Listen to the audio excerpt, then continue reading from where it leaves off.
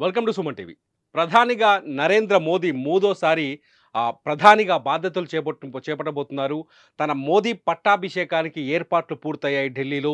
మరి కాసేపట్లో అంటే సాయంత్రం 7:15 మోదీ తను ప్రధానిగా మూడోసారి ప్రమాణ స్వీకారం చేయడంతో పాటు తన క్యాబినెట్‌లో కూడా కీలకమైన శాఖల్ని కీలకమైన మంత్రులు కూడా ప్రమాణ స్వీకారం చేయబోతున్నారు. ప్రధాని మోదీ క్యాబినెట్‌లో తెలుగు రాష్ట్రాల నుంచి మొత్తంగా ప్రస్తుతానికున్న లిస్టు ప్రకారం 5 మందికి అవకాశం దక్కింది. ఆంధ్రప్రదేశ్ నుంచి ముగ్గురుకు, ఇద్దరు టీడీపీ నేతలు, ఒక బీజేపీ నేతకి మోదీ టీంలో అవకాశం దక్కింది. ఆంధ్రప్రదేశ్‌లో యువనేతగా టీడీపీలో మంచి గుర్తింపున్న నాయకుడు, 3 సార్లు ఎంపీగా గెలిచిన వ్యక్తి రామ్మోహన్ నాయుడుకి, ఎవరైతే కింజరపు రామ్మోహన్ నాయుడు ఉన్నారో ఆయనకి ఈసారి మోదీ టీంలో అవకాశం దక్కింది. కేంద్ర మంత్రిగా కింజరపు రామ్మోహన్ నాయుడు మరి కాసేపట్లో ప్రమాణ స్వీకారం చేయబోతున్నారు. అలాగే పెమ్మసాని చంద్రశేఖర్ కూడా టీడీపీలో తొలిసారి ఆయన తెలుగుదేశం పార్టీ నుంచి ఎంపీగా పోటీ కట్టారు. ఆయన ఎన్ఆర్ఐ. అయితే గతంలో కూడా 2019లో కూడా ఎంపీ టికెట్ ఆశించారు. ఆయనకు అవకాశం దొరకలేదు.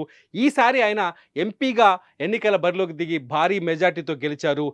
పెమ్మసాని చంద్రశేఖర్ కూడా మరి కాసేపట్లో మోదీ టీంలో కేబినెట్ మంత్రిగా ఆయన ప్రమాణ స్వీకారం చేయబోతున్నారు. ఇకపోతే నరసాపురం ఎంపీ శ్రీనివాస వర్మకి కూడా అవకాశం దక్కింది. శ్రీనివాస వర్మ మొదటి నుంచి బీజేపీ నేపథ్యం ఉన్న నాయకుడు, ఆర్ఎస్ఎస్ నుంచి వచ్చిన నాయకుడు. ఆ తర్వాత యువనేతగా, బీజేవైఎం అధ్యక్షుడిగా అనేక బీజేపీ పార్టీ పదవుల్లో ఆయన కీలకంగా పనిచేశారు. బీజేపీ పార్టీ విస్తరణకు ఆయన తీవ్రంగా ప్రయత్నించారు. మోదీకి శ్రీనివాస వర్మకి ప్రత్యేక అనుబంధం ఉన్నట్టుగా కూడా ప్రచారం జరిగింది. ఈ నేపథ్యంలోనే శ్రీనివాస వర్మకు కూడా ఈసారి మోదీ టీంలో అవకాశం దక్కింది. ఇకపోతే తెలంగాణకు వస్తే, తెలంగాణ నుంచి ఇద్దరు వ్యక్తులు, కీలకమైన వ్యక్తులు. ఒకరు బండి సంజయ్, కరీంనగర్ ఎంపీ బండి సంజయ్ మరి కాసేపట్లో కేబినెట్ మంత్రిగా ఆయన ప్రమాణ స్వీకారం చేయబోతున్నారు.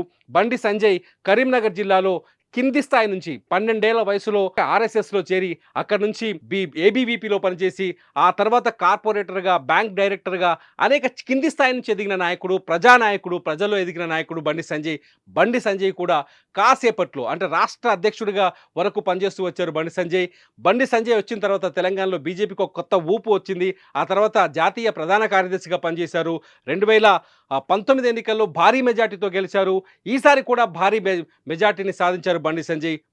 బండి సంజయ్ కూడా కేబినెట్ మంత్రిగా కాసేపట్లో ప్రమాణ స్వీకారం చేయబోతున్నారు. ఇకపోతే సికింద్రాబాద్ నుంచి రెండోసారి వరుసగా విజయం సాధించిన బీజేపీ సీనియర్ నాయకుడు కిషన్ రెడ్డి కూడా ఈసారి రెండోసారి మోదీ టీంలో ఉండబోతున్నారు. ఆయనకు కూడా ఈసారి కీలక బాధ్యతల్ని అప్పజెప్పే అవకాశం కనిపిస్తోంది. ఇప్పటికే ప్రధాని మోదీ తన నివాసంలో కాబోయే మంత్రులు తన టీంతో ముచ్చటించారు. తేనీటి విందులో మంత్రులు తీసుకోవాల్సిన జాగ్రత్తల గురించి మాట్లాడారు. వెంటనే బాధ్యతలు చేపట్టిన వెంటనే తమ శాఖలపైన సమీక్షలు నిర్వహించాలని, 3 రోజుల పాటు వరుసగా సమీక్షలు చేసి ఆ తర్వాత ఏ అయితే ప్రాజెక్టులు కొనసాగుతున్నాయో వాటిని కంటిన్యూ చేయాలనే ఉద్దేశాన్ని ఆయన చాలా స్పష్టంగా తన టీంకి అదిచ్చారు. మొత్తానికి ప్రధాని మోదీ అంటే భారతదేశ చరిత్రలో ఒక వ్యక్తి 3 సార్లు వరుసగా ప్రధాని కావడం మోదీకే చెల్లింది. మొట్టమొదట జవహర్లాల్ నెహ్రూ 3 సార్లు ప్రధానమంత్రిగా అయ్యారు వరుసగా. ఆ తర్వాత ఆయన ప్రస్తుతం మోదీకి మాత్రమే అవకాశం జరిగింది. ఆర్ఎస్ఎస్ ఆ తర్వాత 1985 నుంచి బీజేపీలో రాజకీయ ప్రయాణం మొదలుపెట్టిన మోదీ అంచెలంచెలుగా ఎదిగారు. ఈ ప్రధాని స్థాయికి చేరుకున్నారు. 2047 నాటికి వికసిత్ భారత్ లక్ష్యంగా 3వ విడత పరిపాలనపై తనదైన కార్యాచరణతో దూసుకెళ్లేందుకు ప్రధాని మోదీ సిద్ధమయ్యారు. మోదీ చరిత్రలో ఒక్కసారి చూస్తే, అసలు మోదీ ఎక్కడి నుంచి వచ్చారో ఒకసారి చూస్తే, 2001లో తొలిసారిగా గుజరాత్ అంటే మోదీ ఆర్ఎస్ఎస్ నుంచి 1985లో బీజేపీలో చేరారు. అక్కడి నుంచి రాజకీయ నాయకుడిగా బాధ్యతలు చేపట్టారు. 2001లో తొలిసారిగా గుజరాత్ సీఎంగా బాధ్యతలు చేపట్టిన నరేంద్ర మోదీ ఆ తర్వాత వెనుదిరిగి చూడలేదు. 2012 వరకు వరుసగా ఆయన గుజరాత్లో ముఖ్యమంత్రి, బీజేపీ విజయాలకి కారకుడయ్యారు. రాష్ట్రంలో 4 సార్లు బీజేపీ ప్రభుత్వాలకు విజయాన్ని చేకూర్చిపెట్టారు ప్రధాని మోదీ. గ్రామీణ పారిశ్రామీకరణ పథకాలతో గుజరాత్ని అభివృద్ధి పదంలో నడిపించి దేశం దృష్టిని ఆకర్షించారు మోదీ. ప్రధాని అభ్యర్థిగా బరిలోకి దిగి 2014 ఎన్నికల్లో జాతీయ స్థాయిలో బీజేపీకి సంపూర్ణ మెజార్టీని సాధించి పెట్టారు ప్రధాని మోదీ. వరుసగా ఇప్పుడు 3వసారి మళ్ళీ ఆయన ప్రధానిగా బాధ్యతల్ని చేపట్టబోతున్నారు. దేశంలో బీజేపీని ఒక బలమైన పార్టీగా ఏర్పాటు చేయడంతో పాటు భారతదేశాన్ని ప్రపంచవ్యాప్తంగా ఒక అభివృద్ధి దిశలో నడిపించే విధంగా, ప్రపంచం మెచ్చే విధంగా అభివృద్ధి దిశలో నడిపించే విధంగా మోదీ కృషి చేశారని ఇప్పటికీ ఈ దేశ ప్రజలు బలంగా విశ్వసిస్తున్నారు. 2014లో టైమ్స్ మ్యాగజైన్‌లో పాఠకుల పోల్‌లో పర్సన్ ఆఫ్ ది ఇయర్‌గా కూడా మోదీ ఒక గుర్తింపు పొందారు. అంతర్జాతీయంగా భారత్‌ను తయారీ రంగానికి, ఉత్పత్తి రంగానికి గమ్యస్థానంగా మార్చేందుకు గాను 2014 సెప్టెంబర్‌లో మేక్ ఇన్ ఇండియాకు శ్రీకారం చుట్టారు ప్రధాని మోదీ. ఎక్కడైనా విక్రయించండి కానీ భారత్‌లో తయారు చేయండి అనే నినాదంతో ఆయన పారిశ్రామిక వర్గాలకు పిలుపునిచ్చారు.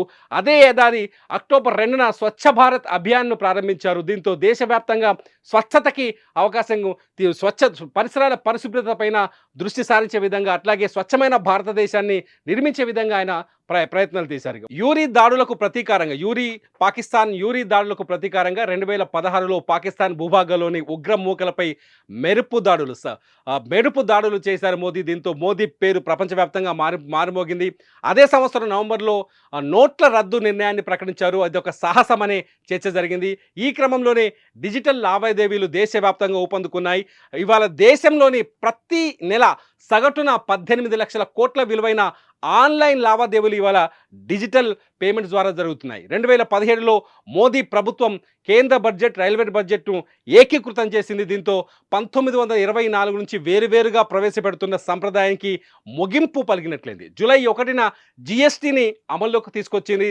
2019లో పుల్వామా ఘటనకు ప్రతీకారంగా బాలాకోట్ దాడులు జరిపింది. అదే ఏడాది జరిగిన సార్వత్రిక ఎన్నికల్లో బీజేపీ కూటమి ఘన విజయం సాధించడంతో మోదీ వరుసగా రెండోసారి ప్రధాని పీఠాన్ని అధిష్ఠించారు. రెండోసారి అధికారంలోకి వచ్చిన 2 నెలలకే జమ్మూ కాశ్మీర్లో ఆర్టికల్ 370ని రద్దు చేశారు ప్రధాని మోదీ. ఆ తర్వాత సిఏఏని, ఆ తర్వాత తలాక్ రద్దు, కోవిడ్ సమయంలో లాక్డౌన్, వ్యాక్సిన్ల పంపిణీ, అయోధ్యలో రామాలయ నిర్మాణం, కొత్త పార్లమెంటు భవనం, మహిళా రిజర్వేషన్లు వంటి కీలక పరిణామాలని మోదీ దగ్గరుండి ముందుకు నడిపించారు. మోదీ పాలనలో గ్లోబల్ సౌత్కు, భారత్కు గొంతుకగా మారింది. G20 శిఖరాగ్ర సదస్సు విజయం ప్రపంచ వేదికపై దేశ స్థాయిని బలోపేతం చేసింది. గతేడాది నవంబర్లో చంద్రయాన్ 3 ద్వారా చంద్రుడి మీద దక్షిణ ధ్రువం పైన అడుగుపెట్టిన మొదటి దేశంగా భారత్ అవతరించింది. 2013లో ప్రపంచంలో 5 అత్యంత దుర్బలమైన ఆర్థిక వ్యవస్థల జాబితాలో ఉన్న భారత్ని ప్రస్తుతం 5వ అతిపెద్ద ఆర్థిక వ్యవస్థగా అవతరించేలా మోదీ చేసిన కృషి ఫలించింది. విదేశీ మారక ద్రవ్య నిల్వలు $290 బిలియన్ నుంచి $648 బిలియన్ పెంచే విధంగా మోదీ ప్రభుత్వం కృషి చేసింది. త్వరలోనే 3వ అతిపెద్ద ఆర్థిక వ్యవస్థగా భారత్ నిలిచేలా కృషి చేశామనే ఉద్దేశంతో టార్గెట్ 2047 పెట్టుకొని మోదీ ప్రభుత్వం ముందుకు వెళ్తుంది. మొత్తంగా భారతదేశం మెచ్చిన నాయకుడిగా మోదీ గుర్తింపు పొందారు. అయితే గతంలో పూర్తి మెజార్టీ, అంటే 2019లో 2014లో పూర్తి మెజార్టీ సాధించిన బీజేపీ ఈసారి ఎన్నికల్లో మాత్రం కోస్త సీట్లు తగ్గాయి. ఈసారి కేవలం 240 సీట్లకు మాత్రమే బీజేపీ పరిమితమైంది. మిత్రపక్షాలతో కలిపి ఇవాళ మోదీ సర్కార్ మూడోసారి అవతరించబోతుంది. అయితే ఇక్కడ బాగా గొప్పగా గమనించాల్సిన విషయం ఏంటంటే, ఈసారి ఆంధ్రప్రదేశ్లో గెలిచిన కూటమిలో టీడీపీ గవర్నమెంట్ ఏదైతే ఉందో, తెలుగుదేశం పార్టీ కీలకంగా మారింది. ఢిల్లీలో చంద్రబాబు నాయుడు మరోసారి చక్రం తిప్పే అవకాశం కనిపిస్తుంది. ఈ నేపథ్యంలోనే ఆంధ్రప్రదేశ్కి 3 మంత్రి పదవుల్ని కేటాయించినట్టుగా కనిపిస్తోంది. అంతేకాదు క్యాబినెట్ విస్తరణలో, మళ్ళీ పునర్విస్తరణలో ఖచ్చితంగా ఆంధ్రప్రదేశ్ నుంచి మరికొంతమందికి అవకాశం దక్కే అవకాశాలు కనిపిస్తున్నాయి. మొత్తంగా ఇవాళ అనేక దేశాల నా మిత్ర దేశాల నాయకులతో పాటు ఇతర దేశాల నుంచి అతిథులు కూడా విచ్చేస్తున్నారు. ఢిల్లీలో భారీ భద్రత మధ్య మరి కాసేపట్లో ప్రధాని మోదీ 3వసారి దేశానికి ప్రధానిగా ప్రమాణ స్వీకారం చేయబోతున్నారు.